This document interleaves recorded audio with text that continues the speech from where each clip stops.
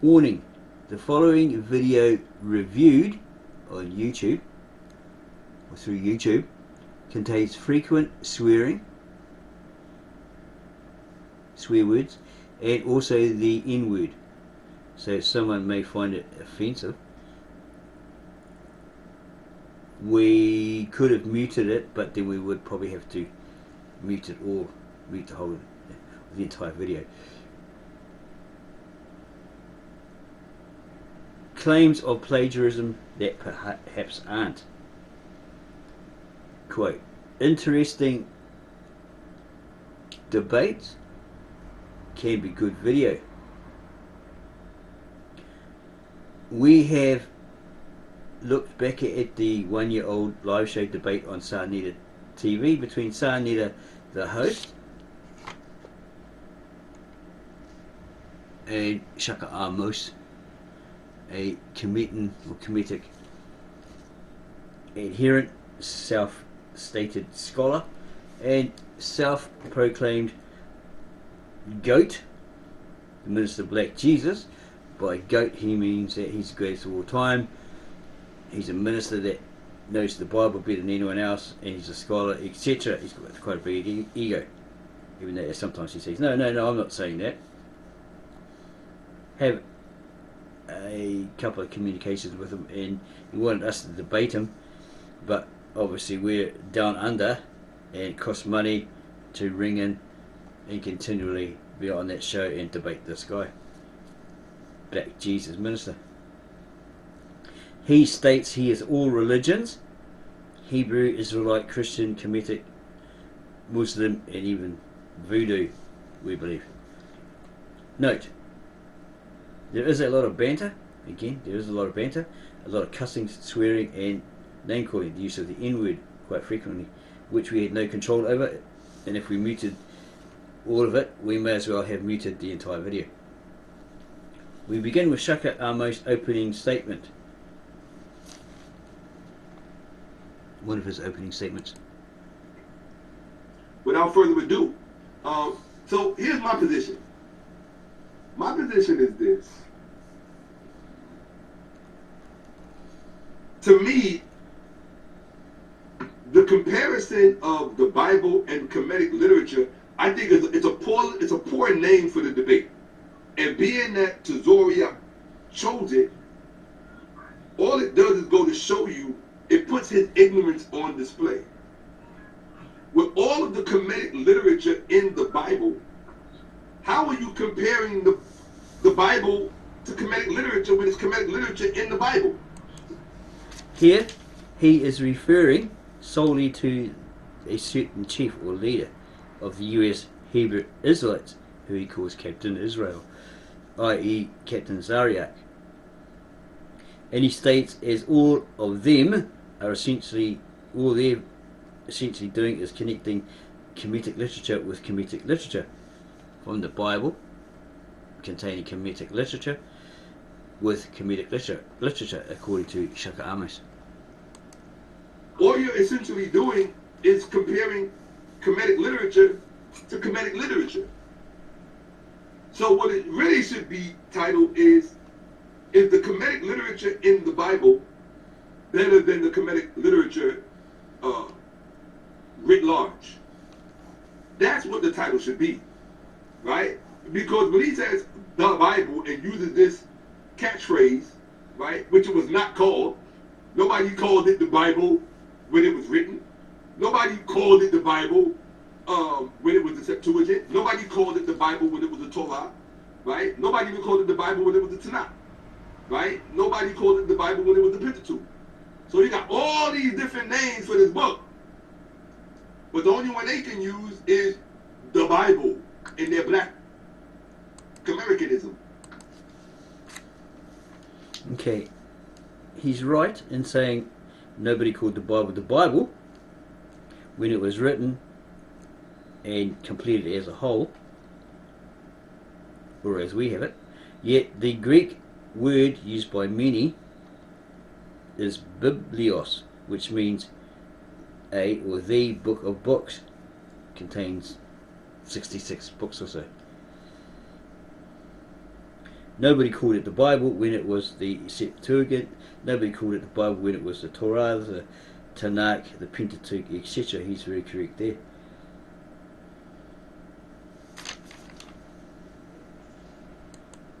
You understand what I'm saying? So it's really, the whole concept and the idea is really about a love affair that that community has attached to that particular book. That's all. It's just an obsessive relationship, an obsessive delusional relationship that they have with that book. Right? With that book. And I'm going to touch on a few things when this is over. So without further ado, let's have some fun. And let's look and see if this book, the Bible, for the umpteenth time, let's see how original it is not. Okay? And when these Hebrew Israelites open up their mouth to speak, you have to hold their feet to the fire, because they put all the burden of proof on us, right? When they do nothing and show nothing to say that their Bible is original, that their Bible is authentic. They do nothing. Zero. We put up all of the evidence to show that it's not original. We put up all the evidence to show that it's plagiarized. In other words, we do all the heavy lifting. And they get to remain relevant. But the only reason y'all get to remain relevant is because Sarnetta loves having this conversation. That's it. Okay, so he's just made that statement. And we believe he's referring to the Alexandrian written or rewritten Jewish Septuagint, which became the Greek Septuagint, or the LWX.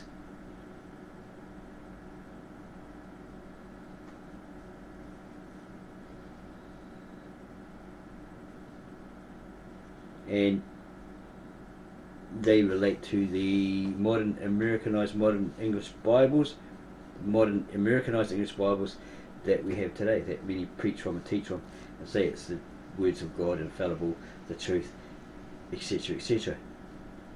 We say it is originally,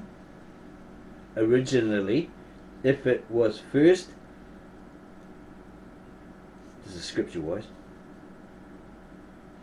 manuscripts that came from the first civilized nation or peoples of Mesopotamia, Syria, where the patriarch Abraham came from, born in Ur of Chaldea or Babylonia, and the descendants of Noah's 3 sons after the flood, states Japheth was the father of, or later said forefather of, the Awer, or the ancient, in the ancient very old Aramaic Brita, in the original ancient very old scribal language of God, spoken by God to Adam and Eve in the Garden of Eden, the Lishana Atika Saprea.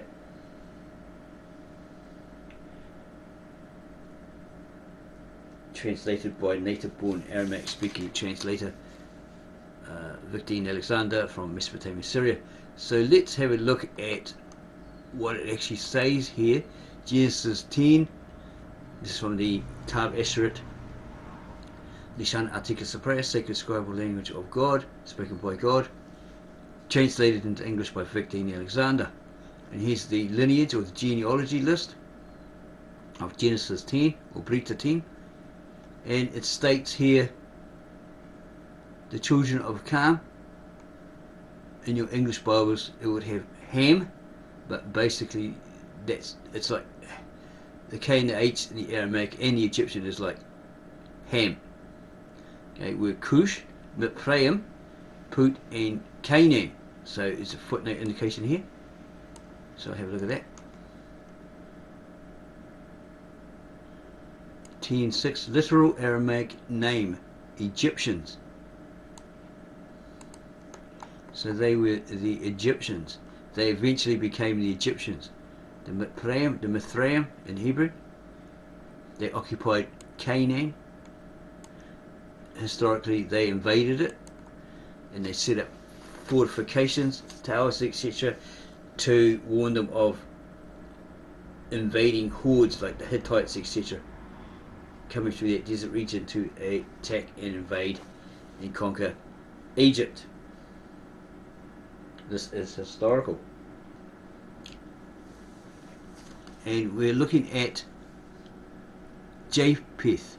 So these are the three children of Noah: Shem, Cam, and Japheth, to whom was born children after the flood. That's a regional flood in the Mesopotamian region, not a worldly flood.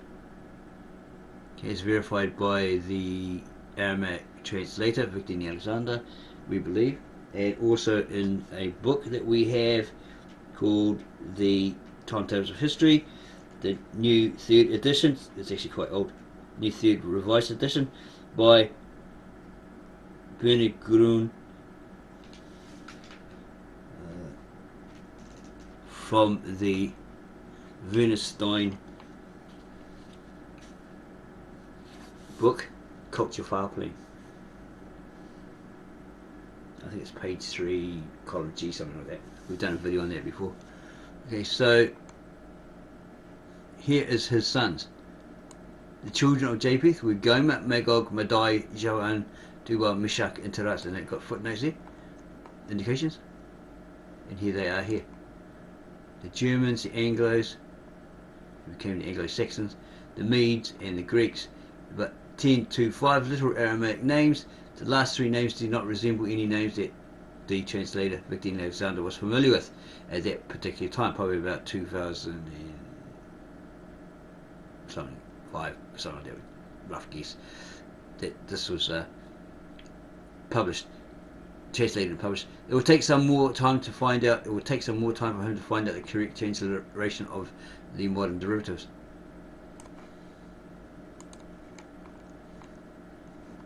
So go back to Shaka Ahmose.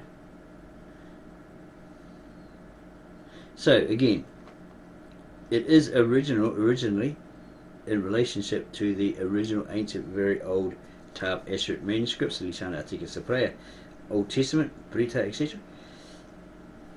If it first was manuscripts in manuscript form or cuneiform tablets 2,000 years older than the Old Testament text, from the first civilized nation or peoples of Mesopotamia, Syria, where the patriarch Abraham came from, born in Ur of Chaldea, Babylonia, and the descendants of Noah's 3 sons after the flood, states Japheth was the father of, or latter said forefather of, the Awer in the ancient, very old Aramaic, and also the Hebrew, because somebody relayed that to us. Yeah, that's right. It says that the same thing in Hebrew, meaning those who crossed over made a journey to the land of Canaan, the promised land to Abraham by God.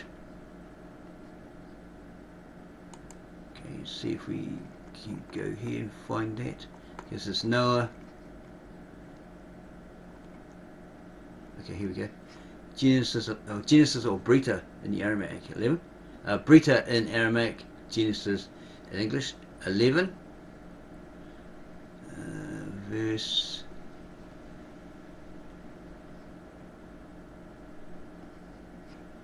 10. These are the descendants, here's footnote there, of Shem, to Shem who lived 100 years and was born Arpachshad 2 years after the flood.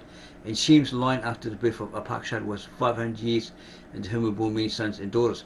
And Arpachshad lived 35 years, and to whom was born Shelah. And the line of Arpachshad after Shelah was born was 403 years. So it's not saying in your Americanized Bible versions that he lived to be 403 years.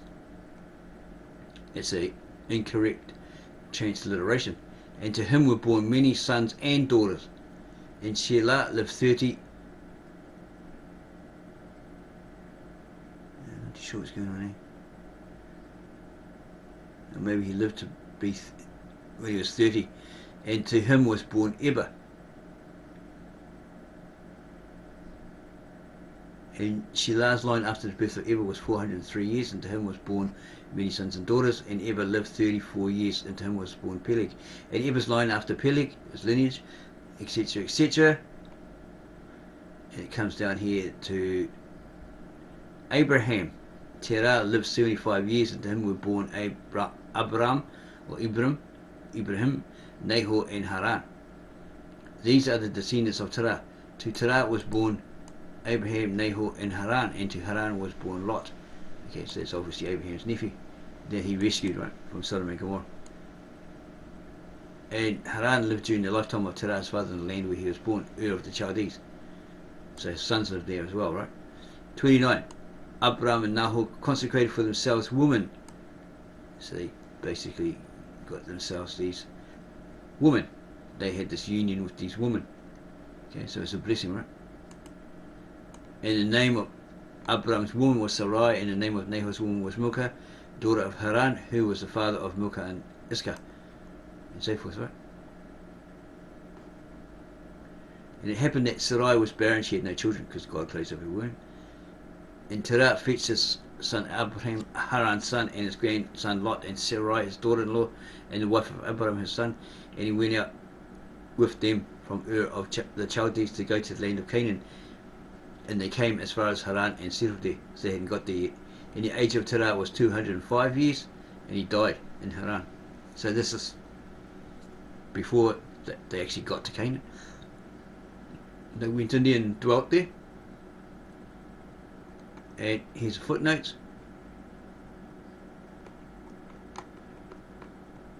Okay, we'll go back here. To Arpachshad was born Shelah, and to Shelah was born Eber. There's a footnote there, indication. And it's saying 1021, literal Aramaic idiom or expression, Hebrews.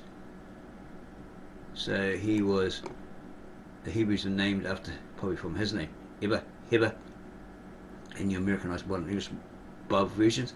1024, and to Arpachshad was born Shelah, and to Shelah was born Eber. A deeper explanation of what Hebrews means in the original ancient Brita in the Aramaic, or the Aramaic Brita. 1024, literal Aramaic name, Hebrew, comes from this name, Awa, to cross over. Someone who crosses over, implying passage.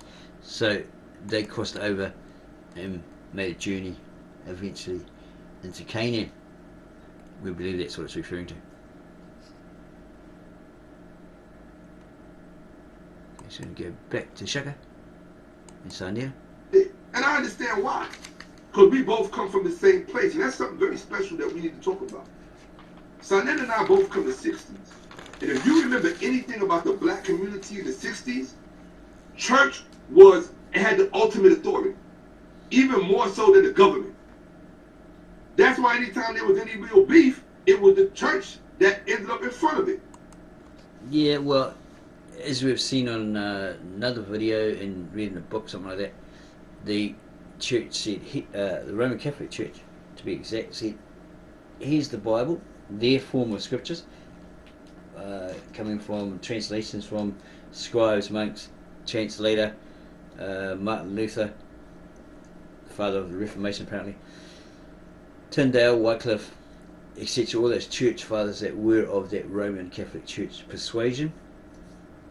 Protestants later branched out, got away from it, and then formed their Protestant church here today, but they're still clingy to the Roman Catholic Church. They're still buddy because they dress in similar clothing or garb, and they do these rituals like Lent, All Saints Day, and etc., which is Roman Catholic.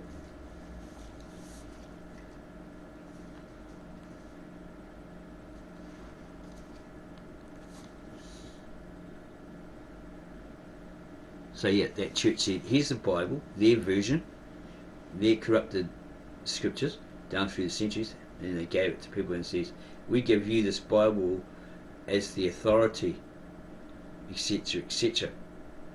You have to follow this, you have to follow that, and so forth. We are the power that's giving it to you. Whereas the guy Brian, bearded Brian, on the video, the American Bible Society and their lies, says here's some pamphlets from the American Bible Society, and they actually lie in it, saying that the Bible was given by the Roman Catholic Church. That particular version, corrupted, edited, messed with, etc., etc., is probably what he's really referring to. We should leave that again as a end screen. We'll probably do it, but you can go look for it yourself. Probably the best one is the 10-minute one. The other one's quite long, quite lengthy, maybe about 20 minutes or something like that, or longer. Let's go back to Shaka.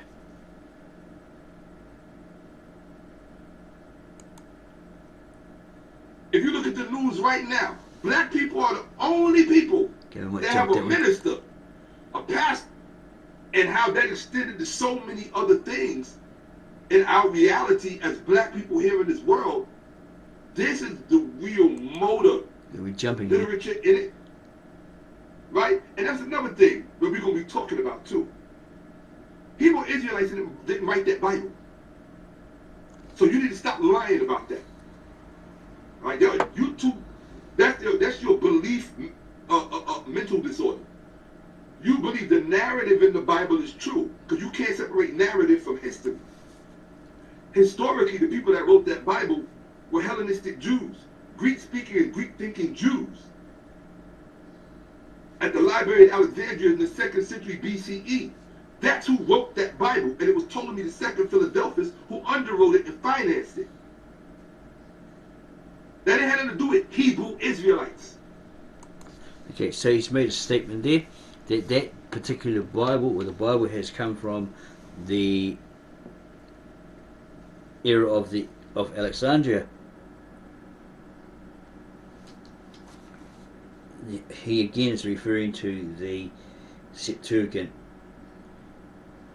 LXX, probably the Latin Vulgate, and the Greek original.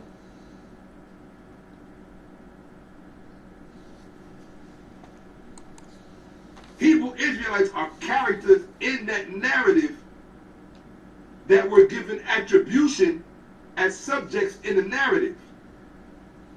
And Neanderthals like Tazoriak have taken on that identity because of his inability to separate narrative from historical, from the historical. Okay, so let's do this.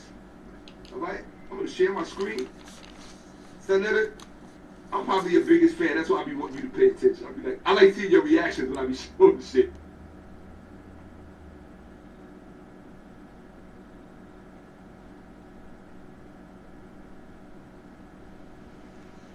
Okay, let's decide to load up again. Okay, let's go back to that. Okay, I'm gonna pause there for a second. Okay, so basically he is saying, he states, the Khemetans, did all the work to verify the Bible is not original or authentic, that they brought all the evidence of the Bible that it's plagiarized. In this statement, he would be solely talking about the then written or rewritten versions of the Jewish Pentateuch, or Septuagint, LXX, that was translated into the Koine Greek by 70 Hellenized Jews, commissioned to do so by Ptolemy Philadelphus in Alexandria. So he'd be right. Not the original ancient, very old Tav Asher Aramaic Old Testament, the Lishana Antiquus Prayer, sacred scribal language God spoke to Adam and Eve in the Garden of Eden. Of the original ancient Assyrian Church of the East in Urhai, or Urfa in Arabic or Turkish, now modern Turkey, hand copied by monks, scribes around 800 to 900 BCE, translated into the nearest English equivalent by the native-born Aramaic speaking translator Victor Nimrod Alexander from Mesopotamia, Syria. Okay, so it's not talking about that one. Oh, hold on one second. Let me leave that on the screen for me. Back of it. Right? There we go.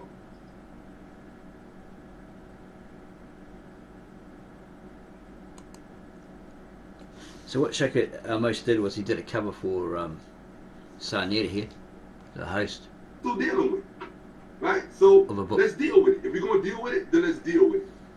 So again, how are we going to have a debate, Zoria, when the very book you use has our literature in it? It would be different if it was like that on both sides. Right? If the Khemetic community was using Hebrew Israelite literature to prove a point. So to make this even seem like it's an even conversation is deceitful. We're not using literature that has Hebrew Israelite literature in it, Jewish literature in it, right? And that's another thing that we're going to be talking about too. Hebrew Israelites didn't write that Bible. So you need to stop lying about that. Right? You that's your belief, mental disorder. You believe the narrative in the Bible is true because you can't separate narrative from history. Historically, the people that wrote that Bible were Hellenistic Jews, Greek-speaking and Greek-thinking Jews. At the Library of Alexandria in the 2nd century BCE. That's who wrote that Bible, and it was Ptolemy II Philadelphus who underwrote it and financed it. That had nothing to do with Hebrew Israelites. Hebrew Israelites are characters in that narrative that were given attribution as subjects in the narrative. And Neanderthals like Tazoriak have taken on that identity because of his inability to separate narrative from historical, from the historical. Okay, so let's do this. All right, I'm going to share my screen. Senator, I'm probably your biggest fan. That's why I be wanting you to pay attention. I'll be like, I like seeing your reactions when I be showing shit. It just motivates me. I'm right here. I'm listening to you at the same time. I'm doing my work. Here we go. Right, so share the screen. All right, we're going to share screen. All right, here we go. Okay. There we go. And he shows him the Bible, the And greatest I want to thank everybody plagiarized for being patient. I really appreciate that. Okay. So, how I give it the name of my platform, it just happens to be at the top of the PowerPoint, right? So, let me bring my mic closer. So, hold on 1 second. He created a cover for Oh, him. here we go. Let's put this Book here. cover. Cool. All right. Right? So here's the title. The title is The Holy Books of Plagiarism. The Bible, the greatest plagiarism ever sold. Okay? And again, he's talking about the Jewish Septuagint, or the Jewish Pentateuch rather, being translated into the Hellenized Greek in Alexandria at that time. They were brought in, 70 of them, these Hellenized Jews, and they were commissioned to translate their Torah, their Septuagint, whatever, their text, their scriptures, into Hellenized Greek by Ptolemy Philadelphus and so forth, as he stated. Not the original ancient, very old Galilean Aramaic, or the Old Testament Tab Esher, Lishana Tika Sapra, or the Aramaic, sacred scroll language of God, or the Galilean Aramaic manuscripts. Well, that's the Jesus era, isn't it? Way after that. But basically the OT. Let's go back to that. Here we go. Hold on 1 second. Let me leave that on the screen for a minute. Right? The Bible, the greatest plagiarism ever sold. Hey, Star, you like that? You like that cover? I did that for you. Alright? The Bible, the greatest plagiarism ever sold. Okay? You like that, Star? Just nod your head. You ain't got to say that. Nah, that cover's fire. I'm going to use that. I'm going to put that up on there. Alright? The Bible, the greatest plagiarism ever sold. Okay? So here we go. Alright? So this is a poster. It's called The Great Library of Alexandria 19th Century Portrait. This is where the Bible was written. Right? It's a 19th century painting by Otto von Corvin. Okay? He was a publisher and a journalist and a historian in the 19th century in Europe. And he made that painting basically based on the history that was available at the time. Right? So quite often when I look at this, most people interpret this as the Greeks being exposed to literature for the first time. And this is supposed to be the repository in the museum where the stolen literature of the native Egyptians was housed. So that's the papyrus form that you see up in here in these shells. Yeah, looks like this guy here is a tanned Greek, because he's been in Egypt in the hot sun for a while there. He's a white Greek. He didn't get much tan or a dark hue, and there seems to be one here that's tan up on the shelves in this museum, and this guy here looks like an Egyptian if you look at it really closely. He's picking them up. Maybe he's a Jezebel or a turncoat that's, you know, helped them to translate it, maybe, for him to be in there. Not really sure. Shells. And traditionally, when I looked at this painting, I always thought that the darker figures, because you notice they're made to be darker than the Greeks, I always presumed that the darker figures were the Egyptians themselves, because I see the wasket around their necks. See that? But lately I've come to think of them more as the Hellenistic Jews. The Hellenistic Jews dressed as Egyptians. Right? So because you gotta remember. Yeah, okay. Just pause me for a second. Yeah, we'll use these words. You just got to remember that Shaka Ahmose did a video long time ago, probably a couple of years ago, about these Alexandrian Greeks. They came in, and then they saw how great Egypt was as a civilization, had all this knowledge, etc., etc. So they tried to emulate them in everything they did. Okay. Supposedly Ptolemy said, "Oh, you know, you have your gods, your god or your gods in this temple, and we'll be right beside you with our god, our gods, whatever, right? Zeus, Aphrodite, whatever, etc. Right? We'll worship side by side." And apparently the Egyptians says, "No, we can't do that, right?" Because they were trying to emulate the Egyptians, like the American, European singers today. They do all the black dance moves, have black people in their band as backup, try to do sing like them, you know, gangster and all that sort of stuff. These Greeks, they wanted to be everything Egyptian, but the only thing they couldn't do, which they couldn't stand, which they hated apparently, according to Shaka Ahmose, they couldn't be black.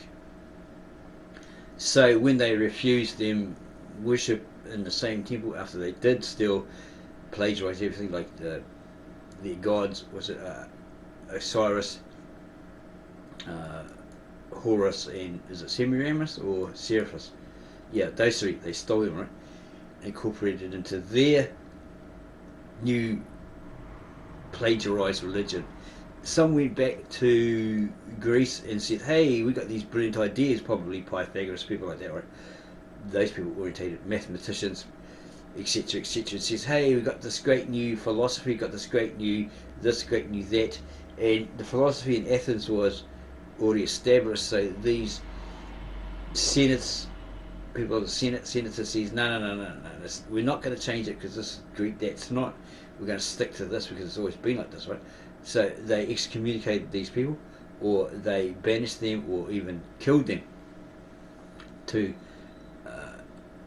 keep that particular set of Greek philosophies Greek, even though these guys were coming with the Egyptian plagiarized information, text, scripts, religion, etc. Because they wanted, why they try to convert it into Greek is because they wanted a very Greeky flavour, and then make out apparently that it was originally theirs. At this time, in this period, there were many Hellenistic Jews in the army of Egypt, so they dressed like Egyptians. Okay, let's keep that in mind. So, but for the most part, those are supposed to be the Egyptians, right? The quasi-natives at this time. By this time, they're very mixed.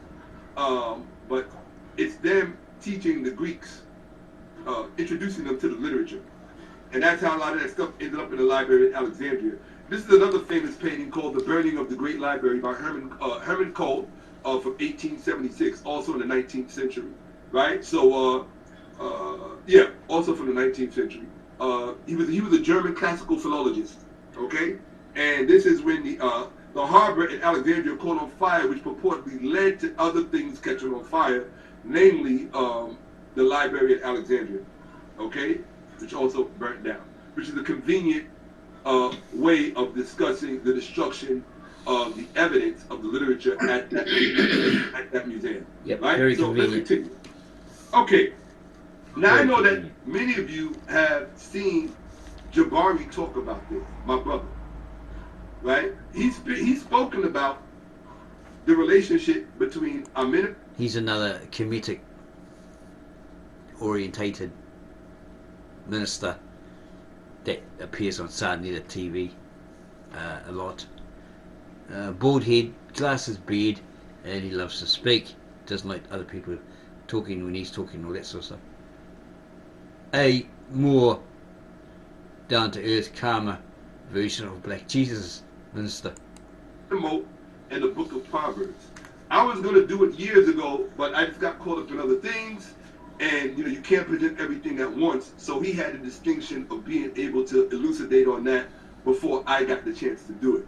So shout out to my brother. I don't know. I didn't really get a chance to watch, so I don't know if he did what I could describe as a good job or bad job. Or, you don't know. But I'm sure he was effective because Jabari are pretty confident when it comes to the information. So, but what I want to do, because Anetta said something that made me think the other day. He said, just because somebody presents something doesn't mean that it's going to be the same way if you present it. So I said, you know what, you're right. So I said, let's revisit Amenope and Proverbs, but I want to give you a Shaka Ahmose explication on it, because there's something very insidious about it that these Hebrew Israelites never address, nor do the Christians, the Pastor Bennett's, the Adam Coleman's, the who else? The Eric, what's his name? I forgot his name. The big heavy set guy. Broussard, what's his name? Chris Broussard of the King organization, that Christian group over there, right? They never, or Malone, whatever his name is. I forgot his name, right? Bible Malone, I don't know what they call him. But the whole Christian apologetics movement, and to Zoriak and all the other, I don't know these Hebrew Israelites by name. I don't call them by names. I don't call them by organizations. To me, they're just a bunch of uneducated people. That's it. That's how I see them. Okay? But you never hear them talk about what I'm going to show you. So what I show you tonight, I want you to remember. Do not forget it. So that when Tazoriak is reading from the Bible, we have one question to ask. How do we know you're not reading Kemetic literature? When you're giving advice from the Bible, how do we know that that came from Hebrew Israelites and not from the Kemetic literature? Right? How do we know that? You have to be able to prove that. You have to be able to prove that that particular text did not come out of a Kemetic text. Because we have too much evidence that I'm going to show this evening. We have too much evidence. Some of what I'm going to show you've never seen before. We have too much evidence that the Bible plagiarized extensively from Kemetic literature. Garfield. Even Prophet. Again, that's the LXX, the Septuagint, in the Latin Vulgate, etc. It's not the original ancient, very old Tab Eshet, Lisan Articus Prayer, Old Testament. It's not that one. It's not those manuscripts. He's talking about these Greek rewrites, which became the Septuagint, LXX, and so forth, by these Hellenized Jews, the 70, who were commissioned to do it by Ptolemy Philadelphus.